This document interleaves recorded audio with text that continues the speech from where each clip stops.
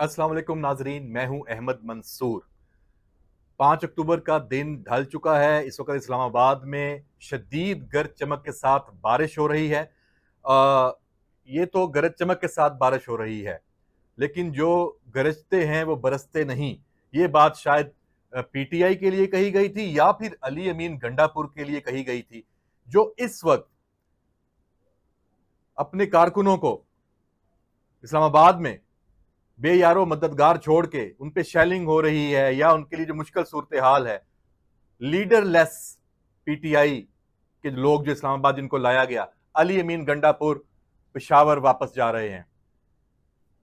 Motorway से आ रहे थे और क्या क्या तकरीरें, क्या क्या बयानात, क्या कर देंगे और क्या होगा, गोली की जुबान से बात करेंगे।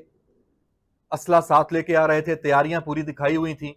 अचानक पता लगता है कि इस्लामाबाद में जब एंटर होता है उनका एक काफिला, तो कुछ 26 नंबर चुंगी पे एक सूरत हाल बनती है।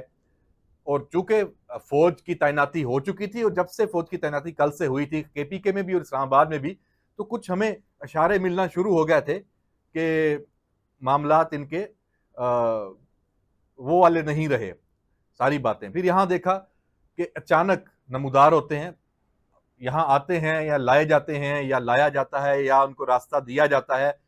अब ये तो सूरत हाल बाद में वाजे होगी। थोड़ी देर के लिए अपनी अपेयरेंस दिखाते हैं ब्लू एरिया में और साथ ही खैबर पख्तूनख्वा हाउस में चले जाते हैं। वहां अपनी पार्टी के लीडर्स के साथ भी मुलाकातें करते हैं और फिर खबरें आती हैं कि जी गिरफ्तार कर लिया गया, जो बाद में गलत साबित होती हैं। और फिर अब जनाब ये है कि पिशावर वापस।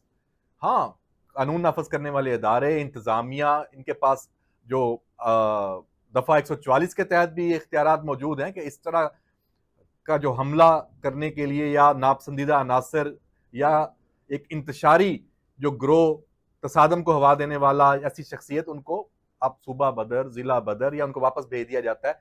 सूरत हाल कुछ ऐसी ही है पिशावर के लिए। वो रहा असल बात क्या है इसमें कि डी चौक में इस्लामाबाद में फौज के साथ हमें पीटीआई के जो कारकुन हैं, जो इनके साथ आए थे और उस वक्त बड़े उनको इश्तियाल दिला के कि हमला करने जा रहे हैं, पता नहीं क्या फतह करने जा रहे हैं, फसाद बर्पा करने जा रहे हैं, फौज को सामने देखते ही उनके रवैये बदल गए।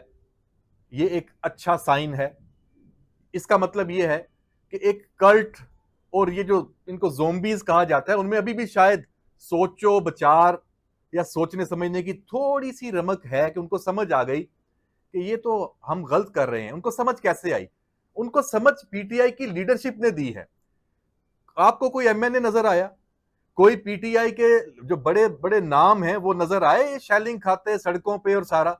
और जो जिन्होंने गिरफ्तारियां दी, इमरान खान की बहनें, वो तो सारा सिस्टम शुरू होने से पहले सरे शाम ही कल 4-5 बजे एक फरमाइशी किस्म की गिरफ्तारियां करके जनाब साइड पे हो लिए। मासूम केपीके के अवाम लोगों को वर्गला के, उनको साथ मिला के, पता नहीं उनको क्या किस तरह उनकी जेहन साजी की गई है।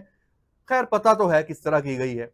उनको यहां ला के छोड़ दिया बेयारो मददगार, और फिर उनको शायद समझ आ गई फौज के साथ बड़ा अच्छा जो फौजी जवान है कि आपस में पानी भी पिला रहे हैं, खाना भी दे रहे हैं, ऊपर से फिर बारिश भी हो गई, सारी बात है, मुश्किल सूरत हाल, शैलिंग, पथराव, सारा कुछ। तो ये मंजर एक और है। अब ये लीडरलेस आपने बना दिया इस मुल्क में एक कारकुनों को और एक पूरे सूबे के अवाम और बाकी सारे। तो पीटीआई वालों लीडरशिप तो दो, लीडरशिप का मुजाहरा तो करो। आप चूंकि आप का एजेंडा फसाद है, इंतशार है, और वो नाकाम हुआ, आपको अंदाजा ही नहीं था कि रियासत और इस तरह रिएक्ट करेगी।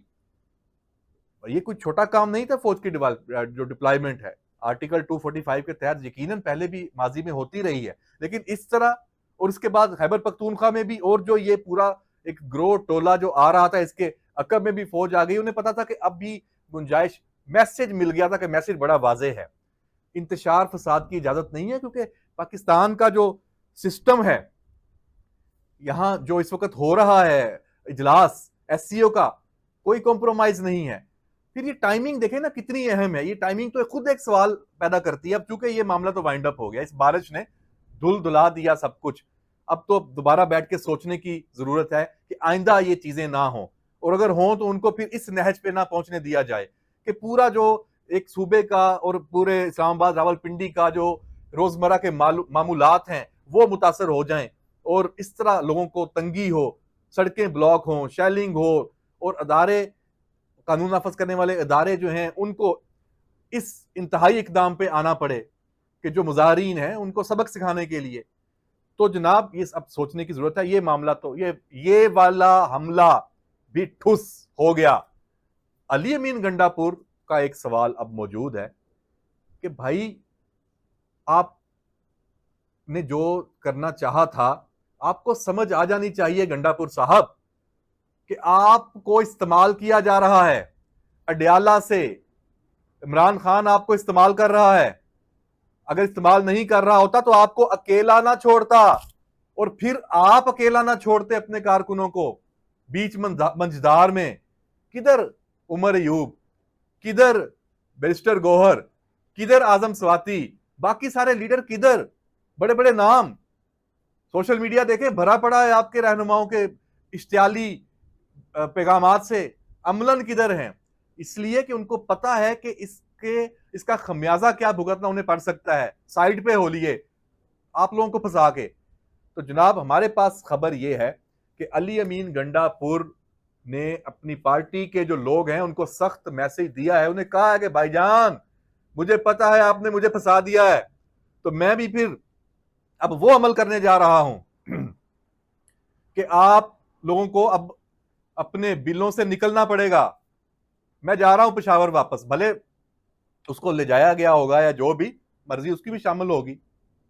तो क्या अब अली अमीन गंडापुर ने अपने बाकी जो लीडर और इमरान खान को भी यही पैगाम पहुंचाया होगा कि हुजूर मेरा क्या कसूर अकेले का, सारा मलबा मुझ अकेले पे, मेरी जात पे, हुकूमत भी मेरी जाएगी, भुगतूंगा भी मैं, बाकी पार्टी किधर है, बाकी लोग किधर हैं।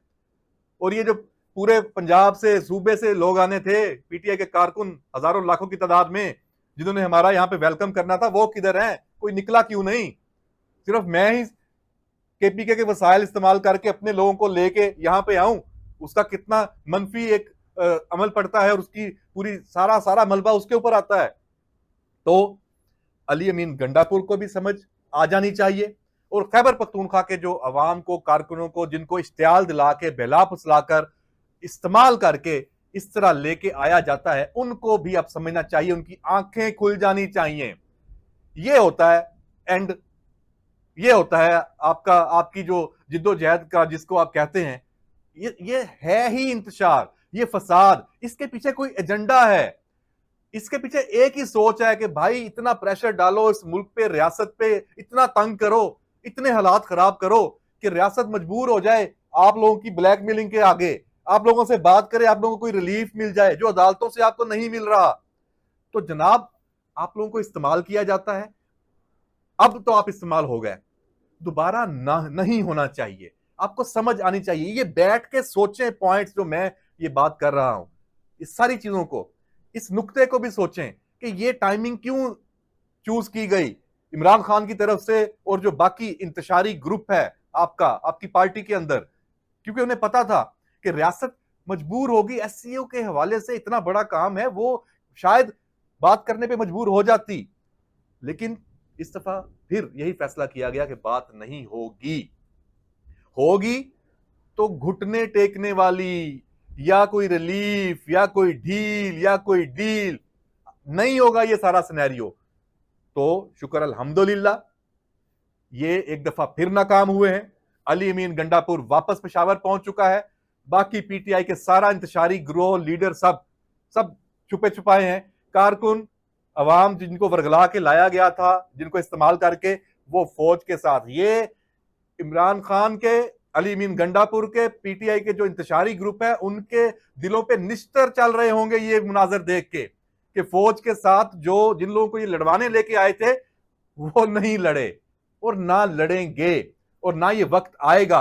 हाँ, जो इंतशारी होगा, फसादी होगा, उसको आप लड़ाई नहीं कहेंगे, उसमें फौज, कानून नाफज करने वाले इदारे सब उनको सबक सिखाएंगे, कानून आइन पढ़ाएंगे, उसके मुताबिक अमल करेंगे। तो जनाब ये मामला तय हो चुका है और सवाल अभी कुछ मौजूद हैं। मैं जानबूझ के जो अली अमीन गंडापुर की जो बाकी अंदरूनी खबरें हैं मेरे पास आई हैं, मुझे पता है कि क्या हुआ है अडियाला में, जो मैसेजिंग उसकी हुई है और बाकी सारे मामला सब मुझे पता है, लेकिन वसी तर कौमी मफाद में मैं अभी उनका जिक्र नहीं कर रहा। लेकिन ये चीजें सामने आएंगी और जब ये आएंगी तो इनको फिर कहीं मुंह छुपाने की जगह नहीं मिलेगी। अडियाला वाले को, गंडापुर को, इंतशारी पीटीआई के लीडरों को, हमारे कुछ जर्नलिस्ट सहाफी इस कवरेज के दौरान जख्मी हुए, बहुत दिलेरी से, बहादुरी से उन्होंने अपनी जिम्मेदारी सहाफती जो है वो की है। मीडिया पे तमाम जो लोग हैं, हाँ यूट्यूबर्स का एक ग्रोह, उनकी चीखें अब आने वाले दिनों में और बुलंद होंगी, होती रहें। तो जनाब इंशाअल्लाह एससीओ का इजलास पूरी आबोताब के साथ होगा। एजेंडा नाकाम हो गया, प्लानिंग फेल हो गई, जयशंकर से जो मदद मांगी थी वो भी बढ़ गई और पाकिस्तान एक बेहतरीन किस्म का जो इवेंट है उसकी मेजबानी करने जा रहा है। ये पाकिस्तान को आगे ले जाने के लिए, पाकिस्तान की तामीर और तरक्की के लिए, पाकिस्तान को दुनिया से जोड़ने के लिए बहुत अहम है। जो इमरान खान के दौर में हम सफारती तन्हाई का शिकार हो चुके थे, आज वो हम वापस दुनिया के साथ जुड़ चुके हैं। उसमें मौजूदा हुकूमत, वजीर आजम, स्टैब्लिशमेंट, सबका रोल है और सबको इसका खराजे तहसीन पेश करते हैं। इजाजत दीजिए, अल्लाह हाफिज।